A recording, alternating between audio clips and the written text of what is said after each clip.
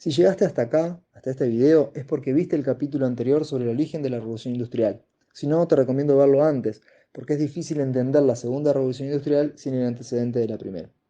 Se conoce como segunda revolución industrial a una serie de cambios económicos vinculados al desarrollo industrial que se dieron en la segunda mitad del siglo XIX, pero es discutible si se trata de un proceso nuevo o un segundo momento de un mismo proceso, una única revolución industrial. En esta segunda revolución industrial se dieron algunos cambios importantes. El primero y más notable es que ya no había una única potencia industrial. Si en 1800 había una única potencia industrializada, que era Gran Bretaña, hacia 1880 los británicos ya tenían una gran competencia. Estados Unidos había experimentado un crecimiento rápido y notable.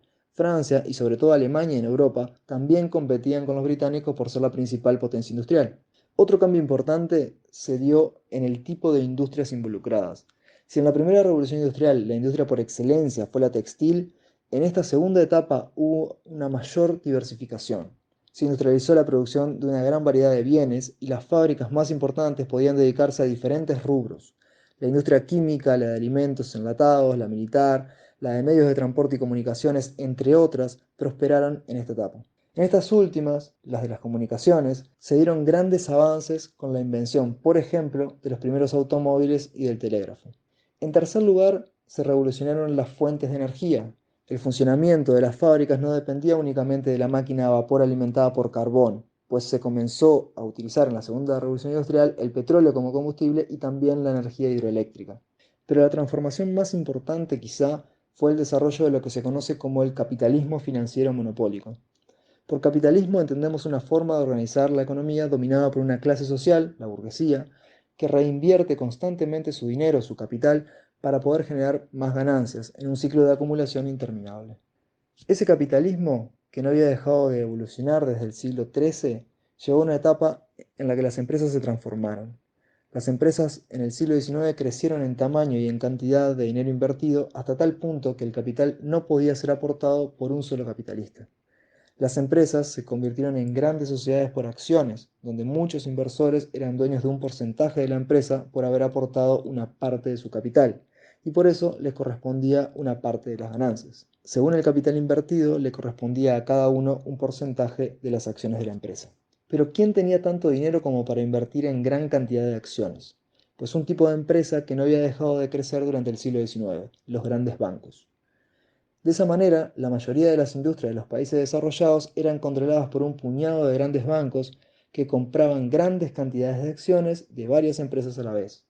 Por esa razón se habla de capitalismo financiero, porque el mundo de las finanzas, los bancos, tenían el control de la economía. Pero ¿por qué monopólico? Justamente porque esos enormes bancos controlaban e imponían sus reglas en la economía sin que nadie pudiera competir con ellos, formando lo que se conoce como monopolios. ¿Y qué es un monopolio? Es una práctica económica que busca eliminar la competencia para garantizar mayores ganancias. Y eso se podía dar de diferentes maneras. Por ejemplo, algunos monopolios compraban empresas de un mismo rubro y las absorbían para eliminar la competencia. De esa manera, grandes empresas petroleras como la Standard Oil controlaba los principales pozos petroleros del mundo y sin apenas competencia podía vender el petróleo al precio que deseara. Pero el monopolio podía tener otras formas. Por ejemplo, una misma empresa podía controlar toda la cadena de producción de un bien. Imaginemos nuevamente una empresa petrolera como la Standard Oil. Esa empresa era dueña de los pozos petroleros, pero también de los barcos especializados en el transporte de ese petróleo. Si además una empresa petrolera controlaba las refinerías que convertían el petróleo en combustible, las estaciones de servicio donde se vendía ese combustible y además tenía acciones de fábricas que construían motores, es de esa forma que controlaba toda la línea de producción, obteniendo la materia prima mucho más barata que otras empresas y eliminando los intermediarios para vender con mayor ventaja que cualquier competidor el producto final, en este caso los combustibles. Los monopolios trajeron algunos problemas. Los consumidores a menudo pagaban precios muy altos porque las empresas podían subirlos sin temor a la competencia de otras empresas que vendieran más barato. Además, los monopolios traicionaban la gran promesa del capitalismo, de que cualquier persona emprendedora con talento podía iniciar un negocio y enriquecerse. Pero, ¿cómo comenzar un negocio desde abajo si se debía enfrentar con esas grandes empresas monopólicas capaces de llevar a cualquier competidor a la quiebra? Pero más allá de esos cambios económicos mencionados en el siglo XIX, también se consolidaron dos importantes ideologías políticas. Una que defendía el modelo capitalista industrial y otra que lo cuestionaba y buscaba superar al capitalismo, eliminándolo y transformando la sociedad. El liberalismo era la ideología que defendía el sistema capitalista. En lo político, el liberalismo defendía la igualdad de todos los ciudadanos ante la ley, todos iguales en derecho y solo distinguidos por sus talentos y virtudes. Defendía, además, los llamados derechos individuales, el derecho a la vida, a la libertad de expresión y pensamiento, y sobre todo el derecho a poseer propiedad privada. El liberalismo consideraba que la mejor forma de organización política era la república, en la que los ciudadanos debían elegir a sus gobernantes en elecciones libres. De todas maneras, no siempre los liberales estaban de acuerdo acerca de quiénes debían ser considerados ciudadanos. Incluso algunos defendían monarquías parlamentarias, donde los ciudadanos elegían al parlamento pero no al rey. En lo económico, el liberalismo defendía la libertad económica, la idea de que el Estado no podía intervenir en economía y que debía dejar a los individuos negociar libremente. Los burgueses serían así libres de iniciar sus negocios y contratar a los obreros que desearan, compitiendo con otros burgueses, mientras que los obreros serían, en teoría, libres de emplearse en aquel lugar que más le conviniera. La ley del mercado, de libre oferta y demanda, sería la mano invisible que controlaría la economía.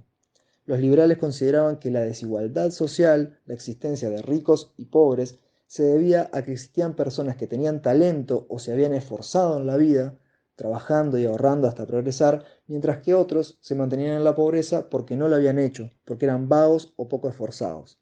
De esa manera, el trabajo, el ahorro, el esfuerzo individual era la clave de la riqueza. A eso se lo conoce como una visión individualista y voluntarista de la sociedad.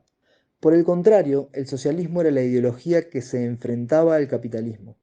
En realidad no había un único socialismo, sino diversos pensadores e ideas socialistas, pero la que acabó teniendo más influencia mundial fue el socialismo marxista, las ideas de los filósofos alemanes Karl Marx y Friedrich Engels. El socialismo se enfrentaba a la extrema desigualdad social y la miseria de la vida de los obreros industriales. Entendía que el capitalismo funcionaba en base a la explotación de una clase, la burguesía, sobre otra, el proletariado o la clase obrera. Los burgueses, al ser dueños de las fábricas, los capitales y la tierra, o sea, los medios de producción, empleaban a los obreros por salarios mínimos y se quedaban con la mayor parte de lo que valía el producto del trabajo de esos obreros. A esto Marx lo llamaba plusvalía. La obtención de la plusvalía era la base de la explotación. De esta manera, mientras existiera esa relación entre burgués y obrero, habría explotación, desigualdad, falta de libertad y de felicidad. La sociedad, para transformarse y mejorar, debía eliminar la explotación, y para eliminar la explotación era necesario eliminar la propiedad privada, y con ello eliminar también las clases sociales. En un mundo sin clases no serían necesarios los instrumentos de la burguesía para controlar y dominar a los obreros. Desaparecería de esa manera la iglesia, los ejércitos y el Estado. Se llegaría entonces a la sociedad ideal, la sociedad comunista. Pero para que eso sucediera, los obreros debían organizarse, tomar conciencia de su dominación y enfrentar violentamente a sus dominadores burgueses. Era necesario iniciar una revolución. Debido a estas ideas, el socialismo fue una de las ideologías que mayor influencia tuvo en el surgimiento y fortalecimiento de los sindicatos obreros europeos. Además, como los socialistas entendían que la situación de todos los obreros del mundo era idéntica, con su consigna Obreros del mundo, únanse, favorecieron la coordinación de los movimientos socialistas de todo el mundo, superando fronteras. Llegaron a crear así organizaciones que se conocieron como internacionales obreras.